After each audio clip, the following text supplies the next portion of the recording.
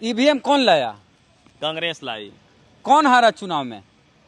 अरे चुनाव में हारा कौन? कांग्रेस हारा। तो कांग्रेस को दर्द नहीं हो रहा है ईवीएम का, आपको काहे हो रहा है? अरे जिसको दर्द हुआ, जिसको चोट लगी, वो बोलिए ना कुछ। अब आप काहे बोले जा रहे हैं? आपको अगर दुख हुआ है कांग्रेस की हार से तो तेलंगाना की खुशी मनाइए, आप मुस्कुराइए जी।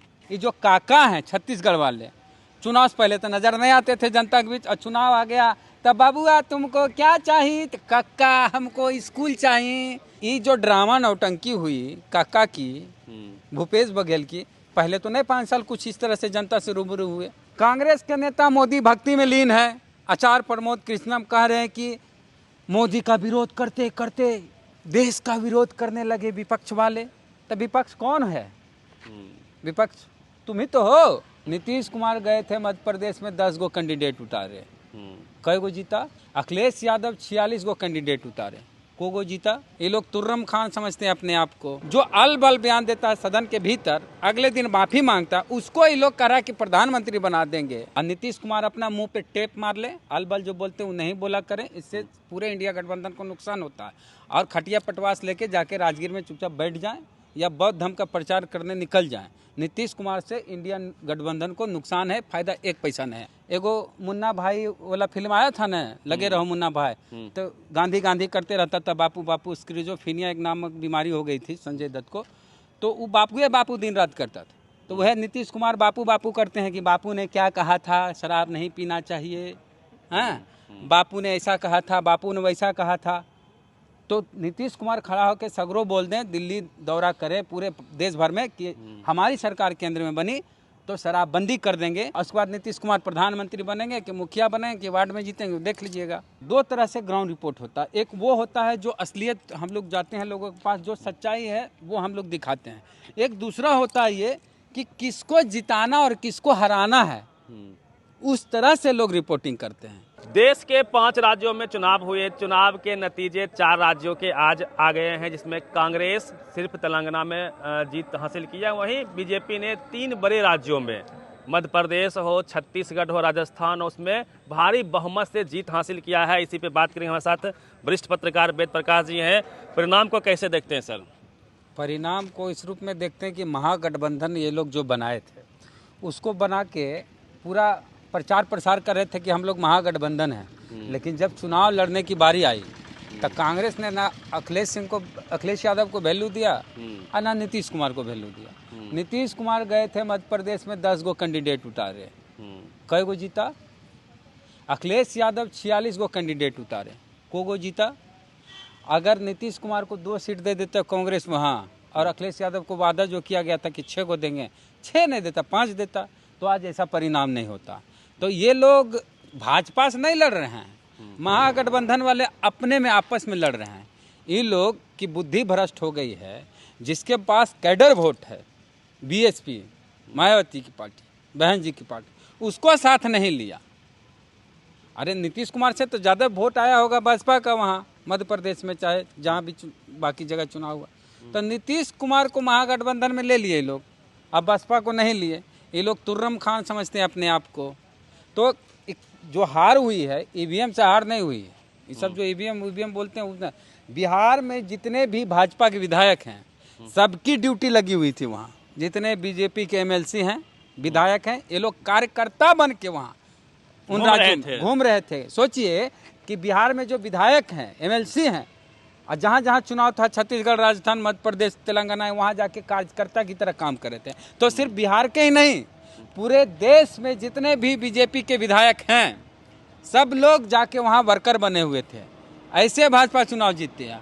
और यहाँ कहते हैं कि विधानसभा में नीतीश कुमार अलबल बयान देते हैं, अंदर बाहर क्या क्या बयान देते हैं। इससे और छवि खराब हुई महागठबंधन की कि एक ऐसा आदमी जो अलबल बयान देता है सदन के भीतर, अगले दिन माफी मांगता, उसको ये लोग कह रहा है कि प्रधानमंत्री बना देंगे। ऐसे दलों के साथ सर इंडिया गठबंधन है, वह लोकसभा के लिए बनी है। विधानसभा में इंडिया गठबंधन तो अलग अलग, उसी के अलग पहले काहे बन गए? लोकसभा चुनाव से पहले सब एक मंच पे आते, माने लोकसभा से पहले आपस में ढिसुम करेंगे। क्या इंडिया गठबंधन का टूट हार का सबसे बड़ा कारण आप मानते झूठी हैं? नहीं हुआ, एकजुट ही नहीं हो पाया। झूठी, अरे अखिलेश यादव को बेइज्जत किए। अखिलेश यादव छोटा मोटा नेता है जी, मुख्यमंत्री रह चुके हैं सबसे बड़े स्टेट में, उनको बेइज्जत किया कमलनाथ, उनको बेइज्जत किया दिग्विजय सिंह, तो सबसे बड़ा विलेन तो कांग्रेस के अंदर में है। सीधे बोला अरे एगो कौन एगो साधु जैसा है, एगो बयान देता है उल्टा सुल्टा। अरे आचार्य प्रमोद कृष्णम, क्या नाम है उसका, कांग्रेस का हाँ, आचार्य। वो मोदी भक्त हो गया। कांग्रेस के नेता मोदी भक्ति में लीन है। आचार्य प्रमोद कृष्णम कह रहे हैं कि मोदी का विरोध करते करते देश का विरोध करने लगे विपक्ष वाले। तो विपक्ष कौन है? विपक्ष तुम ही तो हो। तो ये एकजुट ही नहीं हुए। आप दिखा रहे कि हम महागठबंधन है और वो अपने में लड़ रहे हैं, तो भाजपा से लड़ने वाला ये लोग नहीं है। अभी ये लोग अपने सिर फुटबॉल कर रहा है। अब आते हैं सर ईवीएम पे। आपने बोला कि ईवीएम का कोई खेल नहीं कोई है, खेल नहीं। लेकिन लगातार नेता प्रश्न चिन्ह उठा रहे हैं ईवीएम पे कि ईवीएम की वजह से हार गई मध्य प्रदेश। ईवीएम एग्जिट कौन पोल लाया? पहले दिखा रहा अरे था ईवीएम कौन लाया? कांग्रेस लाई तो थी। फिर कांग्रेस की दुर्गति है, तो फिर आपको काहे दिक्कत हो रही है? कांग्रेस बोलिए न रही है। एक डीएम का जो है वीडियो ही वायरल हुआ था सर, एक मध्य बात, प्रदेश से। ईवीएम कौन लाया? कांग्रेस लाई। कौन हारा चुनाव में? अरे चुनाव में हारा कौन? कांग्रेस हारा। तो कांग्रेस को दर्द नहीं हो रहा है ईवीएम का, आपको काहे हो रहा है? अगर ईवीएम से चुनाव हार हुई है तो कांग्रेस वाला बोलेंगे, और कांग्रेस बोलिए न रही है, अब आप बोले जा रहे हैं। अरे जिसको दर्द हुआ, जिसको चोट लगी, वो बोलिए न रहा कुछ, अब आप काहे बोले जा रहे हैं? सर लोग प्रश्न चिन्ह उठा रहे हैं जहाँ ईवीएम भैया, बना आप कांग्रेस के जापान प्रवक्ता में, नहीं है, चाहे वहाँ से हम कांग्रेस के प्रवक्ता नहीं है, चाहे आप भी नहीं। आपको क्या लगा, अनुभव क्या कहता है हमको आपका? अनुभव यही कहता है कि भाजपा चुनाव लड़ती है, सालों भर 365 दिन मैदान में रहती है। कांग्रेस वाले चुनाव पहले आते हैं। ये जो काका हैं छत्तीसगढ़ वाले, चुनाव से पहले तो नजर नहीं आते थे जनता के बीच, और चुनाव आ गया तब बाबूआ तुमको क्या चाहिए? तो काका हमको स्कूल चाहिए, कॉलेज बढ़ा दीजिए, सीट बढ़ा दीजिए। काका बोल रहे हैं कि दे दिए। ये जो ड्रामा नौटंकी हुई काका की, भूपेश बघेल की, पहले तो नहीं 5 साल कुछ इस तरह से जनता से रूबरू हुए, और जब चुनाव आया तो 2 महीना 3 महीना पहले जनता से रूबरू हो रहे थे। तो जब 365 दिन आप जनता से कनेक्ट रहेंगे तब आप चुनाव जीतेंगे, और नहीं तो जिस तरह से बीजेपी वाले मेहनत कर रहे हैं वही जीतेंगे। आपको क्या लगता है मामा जी का जो एक बहुत महत्वाकांक्षी योजना थी लाडली बहना, वो काम कर गया? हर महिला को हजार रुपया मामा देना। जी बहुत अच्छे कम्युनिकेटर हैं, अब ऐसा कम्युनिकेटर कांग्रेस में नहीं है जो लोगों से संवाद उस तरह से कर सके। अब मामा जी बैकवर्ड पिछड़ी जात के हैं। उन्होंने कहा था कि यदि हम आखिरी बार है, यदि हम चले गए तो फिर ऐसा भाई नहीं मिलेगा। तो इमोशनल कार्ड काम कर गया। वही बतिया ना, नीतीश कुमार क्या बोले थे बिहार विधानसभा चुनाव में कि आखिरी चुनाव है मेरा। अरे जब सब जगह पता चल गया नीतीश कुमार को कि अब हम हार रहे हैं 2020 के विधानसभा चुनाव में, तो जब मिथिलांचल की बारी आई तो नीतीश कुमार बोले कि इसके बाद तो आखिरी ये चुनाव है हमारा। तो सब लोग बोला कि जब आखिरी है तो बढ़िया से विदाई दे दिया जाए, सत सम्मान। मिथिलांचल में लीड कर गए, अब बाकी जगह पिछड़ गए और सरकार बना गई। वही कुछ सीट से आगे पीछे हुए थे, नहीं तो तेजस्वी यादव मुख्यमंत्री होते। राजस्थान को आप कैसे देखते हैं? वहाँ पे गहलोत पायलट में जो आपसी अंदरूनी विवाद था, क्या उसके वजह से हार हुई तो है? पहले बोले ये लोग अपने में लड़ रहा है, भाजपा से नहीं लड़ रहा है, ये लोग अपने में लड़ रहा है। और राजस्थान में एक चीज़ है कि एक बार बीजेपी आना है, एक बार कांग्रेस आना है, एक बार बीजेपी आना है, एक बार कांग्रेस आना है, एक बार बीजेपी आना है, एक बार कांग्रेस आना है। वहाँ रीत बन गई है। हाँ वह, तो उसमें कुछ आश्चर्य वाली बात नहीं है। बात छत्तीसगढ़ की है कि वहाँ कैसे ऐसे हो गया। और सिर्फ दुख को काहे देख रहे हैं? आपको अगर दुख हुआ है कांग्रेस की हार से तो तेलंगाना की खुशी मनाइए, आप मुस्कुराइए जी। नहीं, पत्रकार तो मुस्कुरा ही रहा है। पत्रकार तो बहुत, सबसे अधिक पत्रकार खुश है बीजेपी के जीत से। हाँ आप खुश हैं? टीवी अखबार देख रहे हैं ना आजकल आप लोग? खुश हैं? हम बहुत खुश हैं। परिवर्तन होते रहना चाहिए। तो ये हम बीएसपी की चर्चा कर लेते हैं थोड़ा सा। आरएस परवीन बड़े चेहरे थे, तेलंगाना में लगातार मेहनत कर रहे थे और वो भी चुनाव हार गए हैं। तो हारेंगे नहीं। देखिए बीएसपी हो कोई पार्टी हो, अब जितनी भी पार्टियां, बिना गठबंधन के किसी का भला नहीं होना है। अब मायावती जी जो बोली थी ना कि विधानसभा चुनाव के बाद मैं निर्णय लूंगी कि क्या करना, तो बीएसपी को चाहिए कि इंडिया के साथ हो लें, और इंडिया को चाहिए कि एक साथ आपस में मिल लें और भाजपा से लड़ें, ना कि आपस में लड़ें। और नीतीश कुमार अपना मुंह पे टेप मार ले, अलबल जो बोलते हैं वो नहीं बोला करें, इससे पूरे इंडिया गठबंधन को नुकसान होता है। और खटिया पटवास लेके जाके राजगीर में चुपचाप बैठ जाएं, या बौद्ध धर्म का प्रचार करने निकल जाएं। नीतीश कुमार से इंडिया गठबंधन को नुकसान है, फायदा एक पैसा नहीं है। एक बड़ा सबक ये चुनाव कहीं न कहीं देगा। हाँ, चंद्रशेखर रावण है, ये सब क्या है? खिलौना खेल रहा है। अरे सब क्या? बीमार में भी तो चुनाव लड़ रही थी। हाँ, तो आप गए थे मध्य प्रदेश, बताइए क्या हुई बीमार में, बताइए। आज़ाद समाज पार्टी हम जहाँ गए थे, सतना हो या फिर हम रीवा तक गए थे, तो हमने देखा कि कई ऐसे कैंडिडेट थे जो बीजेपी स्पॉन्सर्ड थे। इसमें कहीं कोई दायित्व क्या बोल रहे हैं आप? बीजेपी ने अपने खर्चे पे कैंडिडेट जो अपना बी टीम था बीजेपी का, जिसको टिकट नहीं मिला, उसको शामिल करवाया पार्टी में, चाहे भीम आर्मी हो। और कहीं जगह मनगामा, मैं बता रहा हूँ आपको, रीवा में जो कैंडिडेट उतारा बीजेपी ने, बीएसपी ने, वो 2 दिन पहले बीजेपी का नेता था। इसमें आया A to Z, उसको खर्च भी बीजेपी कर रही है। तो ये सब भी खेल हुआ अंदर अंदर। देखिए, बहुजन समाज पार्टी हो, आज़ाद समाज पार्टी, आज़ाद समाज तो कोई पार्टी नहीं, वो तो बच्चों के खेलने का एक संगठन है जिसमें बच्चे खेलते हैं, मनोरंजन बैंक की तरह। बीएसपी की बात करते हैं, बीएसपी में क्या होता है कि दो धड़ा होता है चुनाव में। एक हो गया इंडिया गठबंधन, एक हो गया एनडीए। जिसको इसमें न टिकट मिला न इसमें टिकट मिला, वो बेचारा को राजनीति में जिंदा रहना है, तब मजबूरी में करे क्या? तो उसके लिए है बहुजन समाज पार्टी। वो सीधे फुर्र से बहुजन समाज पार्टी में चल गया।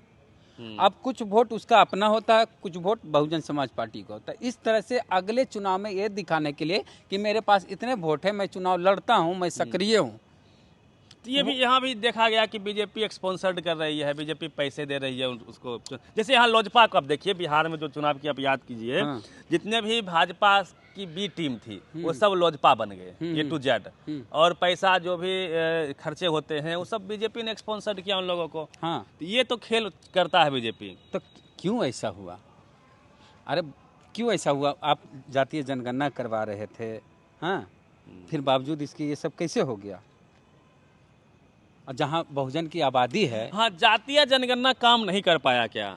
मुद्दा तो उछाला गया था कि जिस राज्य में कांग्रेस आएगी वापस, वहाँ पे जातीय जनगणना करवाएगी। जातीय जनगणना को लोगों ने नहीं पसंद किया। क्या लगता है आपको? जातीय जनगणना का विरोध टीवी चैनल पर इतना हुआ कि लोगों को लगा इससे जातिवाद होता है। इतना जागरूक हर जगह का बहुजन नहीं है, इस वजह से ऐसा हुआ। जातीय जनगणना का इम्पैक्ट होना चाहिए था। तो जातीय जनगणना को लेके राहुल गांधी भी हर जगह बोल रहे थे कि मेरी सरकार आएगी तो जातीय जनगणना कराएंगे। तो क्या हुआ? नहीं हुआ। लोग देखिए, कांग्रेस के पास मुद्दे नहीं कि हम किस मुद्दा को लेकर चुनाव लड़ें, न लोकसभा के लिए न विधानसभा। ये लोग बोलते हैं महंगाई महंगाई, और जनता के पास जाइए तो कहेगा महंगाई नहीं है, हम लोग तो खा पी रहे हैं, जी रहे हैं, मोदी जी अनाज दे रहे हैं।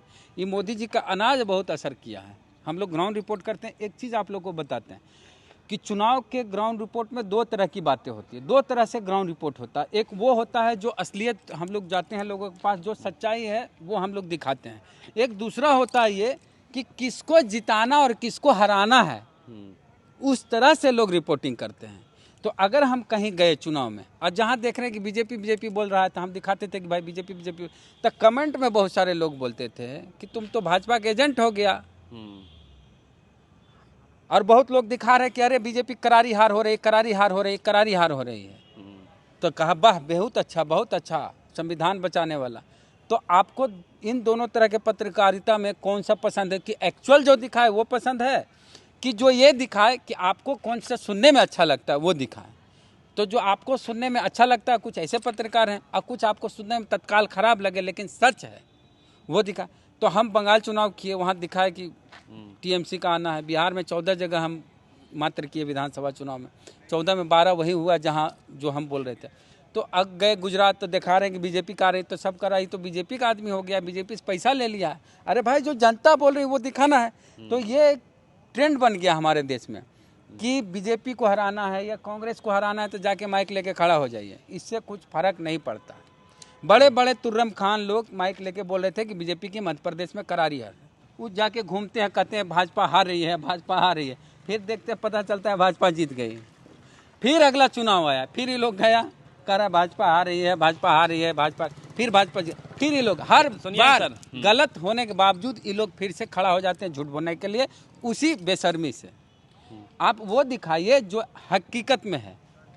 आपको तत्काल लोग कहेंगे कि नहीं भाई भाजपा का आदमी हो गया चाहे जो, लेकिन लोगों को एक आइडिया हो जाएगा, इससे तत्काल जो आपके बारे में समझे, रिजल्ट के दिन झटका नहीं लगेगा।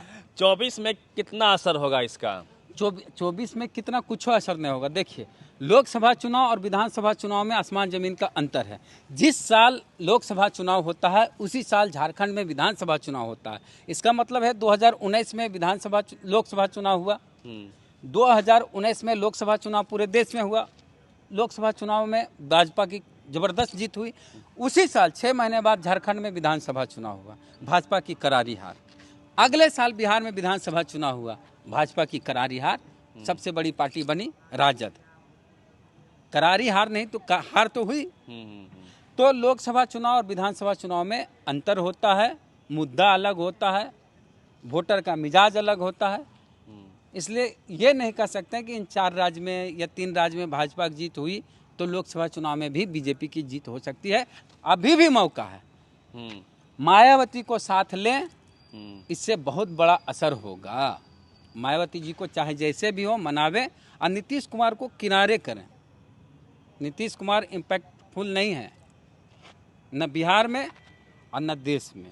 देश का चेहरा है सर नीतीश कुमार, इंडिया का चेहरा है। नीतीश कुमार जाके खड़ा होकर दिल्ली में एगो रैली कर दें और उसमें कह दें कि शराबबंदी बहुत अच्छी बात है और अगर हमारी सरकार केंद्र में बनी तो पूरे देश में शराबबंदी लागू कर देंगे। एगो मुन्ना भाई वाला फिल्म आया था ना, लगे रहो मुन्ना भाई, तो गांधी गांधी करते रहता था बापू बापू। स्क्रीजोफ्रेनिया एक नामक बीमारी हो गई थी संजय दत्त को, तो वो बापू दिन रात करता था। तो वह नीतीश कुमार बापू बापू करते हैं कि बापू ने क्या कहा था, शराब नहीं पीना चाहिए, हाँ बापू ने ऐसा कहा था, बापू ने वैसा कहा था। तो नीतीश कुमार खड़ा होकर सगरो बोल दें, दिल्ली दौरा करे पूरे देश भर में कि हमारी सरकार केंद्र में बनी तो शराबबंदी कर देंगे। चूंकि शराब पीना देशद्रोह है, बोले थे ना, जो शराब पीता है वो देशद्रोही है, नीतीश कुमार बोले थे। हमारे देश के सैनिक शराब पीते हैं, जवान को कैंटीन में शराब मिलती है, बड़े बड़े उद्योगपति, शायर, फिल्म मेकर सब लोग शराब पीते हैं, नेता भी पीते हैं। तो सब देशद्रोही हो गए, खाली नीतीश कुमार देशभक्त हैं। हम लोग सर विषयांतर हो रहे हैं। विषयांतर सच्चाई बोल रहे हैं। अगर नीतीश कुमार को आप चेहरा बना रहे हैं तो नीतीश कुमार चेहरा बनेंगे, प्रधानमंत्री बनेंगे, तो जो चीज़ बिहार में गलत है वो चीज़ पूरे देश में गलत है। तो शराबबंदी अगर बिहार में सही है तो पूरे देश में कर दें और उसके बाद नीतीश कुमार प्रधानमंत्री बनेंगे कि मुखिया बनेंगे कि वार्ड में जीतेंगे, देख लीजिएगा। तो क्या लगता है 24 में क्या मुद्दे? एक तो जातीय जनगणना राज्य के चुनाव में फ्लॉप तरह से मान लीजिए उसको। 24 जातीय जनगणना यहाँ न हुआ जी, तो यहाँ कैसे आप मुद्दा उठाया गया था, तो 24 में क्या जातीय जनगणना को और मजबूती से? नीतीश कुमार को पीछे कीजिए, तेजस्वी को आगे कीजिए, इम्पैक्ट उससे होगा, यूथ से। समझे? थक गया लोग नीतीश कुमार को देख देख के। इस हार के पीछे राहुल गांधी भी जिम्मेवार। कैसे जिम्मेवार? अब बताइए, राहुल गांधी खुद नहीं चाहते कि कांग्रेस जीते। अब बताइए कि भारत जोड़ो यात्रा कब शुरू हुआ था?